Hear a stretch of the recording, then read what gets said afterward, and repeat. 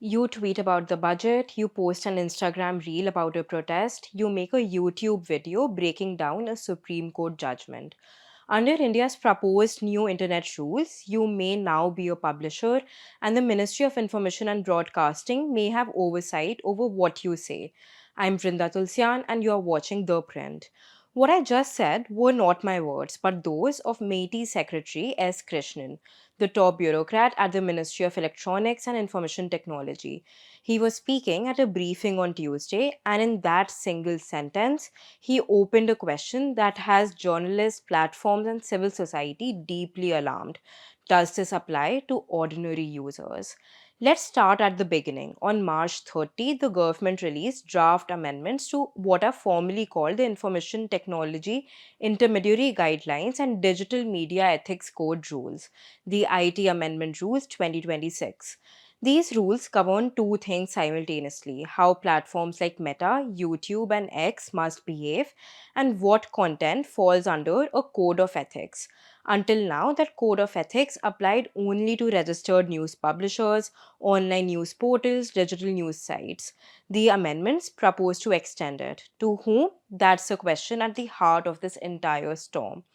Three things are actually being proposed. One, a new rule requiring platforms to comply with government issued directions or risk losing safe harbor protection, the legal shield that protects them from liability for what their users post.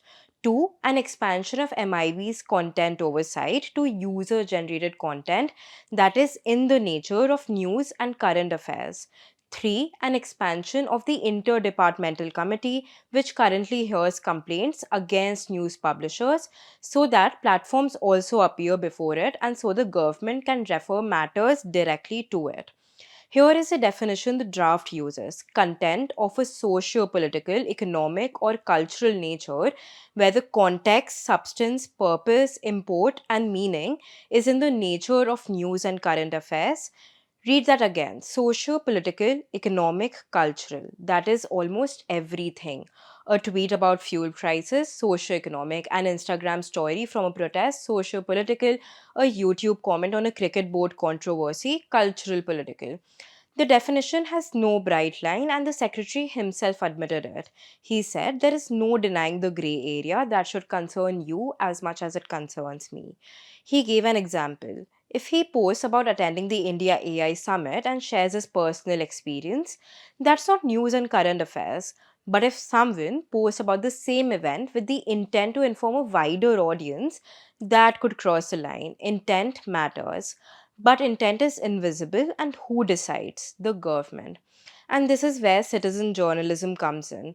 The secretary specifically acknowledged that the rise of citizen journalism, ordinary people reporting, commenting, and informing on events in real time, is what makes this so difficult to define. Today, with citizen journalism, this is a gray area, he said. People do comment, and I think this is something which, as a society, we are grappling with. In other words, the rules were written for a world of registered publishers, and the internet has made that world obsolete. Here's something that hasn't been emphasized enough: these amendments weren't just MeitY's idea. Three distinct demands drove them. Law enforcement wanted a data preservation provision, platforms wanted clarity on whether government advisories are binding, and the Ministry of Information and Broadcasting (MIB) wanted jurisdiction over news content on the internet, arguing it was their responsibility and not MeitY's. Krishnan was almost dry about it. He said, "We are basically only the technology guys. There is enough on our table as it is." And on ministries being territorial, ministries are territorial that way. Journalists are territorial about their beats. I don't mark my territory. But the implication is serious. MIB already regulates TV news channels. It already has a code of ethics. Now it is seeking the same jurisdiction over the internet. An MIB official was present at Tuesday's consultation and reiterated that the same existing infrastructure, the Interdepartmental Committee, would simply be extended to cover online content. Same process, much wider reach. On safe harbor, Section 79 of the IT Act protects platforms from being held legally responsible for what their users post as long as they follow due diligence rules. The proposed new rule says if a platform does not comply with government directions and advisories, it could lose that protection and become liable for everything, every post, every comment, every video. At the consultation, platforms were alarmed. The question raised repeatedly: does any letter from MeitY now count as a direction that must be followed or lose safe harbor? The secretary's response was that he would look at compiling all existing advisories into a single document so platforms know exactly what they're expected to follow. Anything inconsistent would be removed. He called it a clarification, not an expansion. The intent is that it always existed, he said.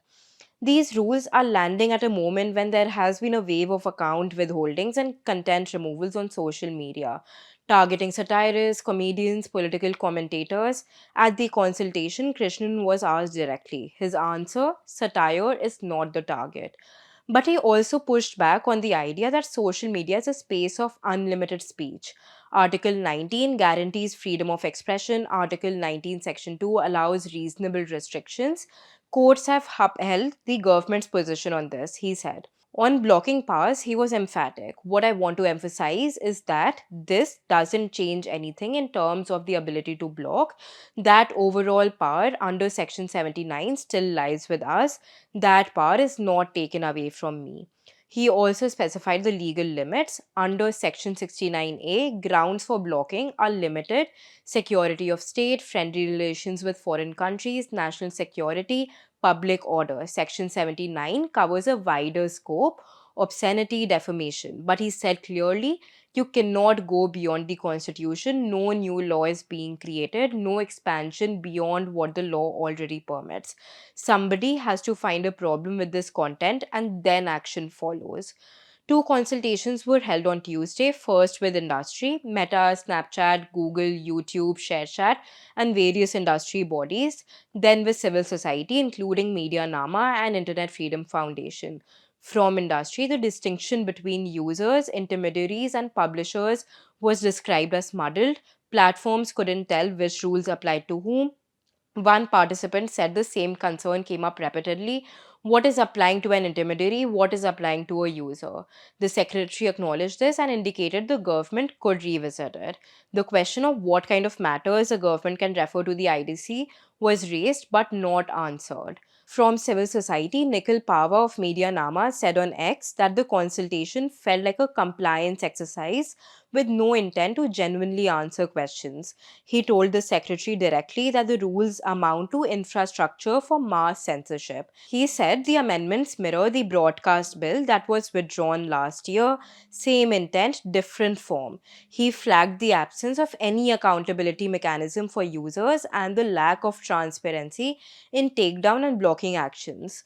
The April 14 deadline is expected to be extended. Stakeholders asked for 2 months.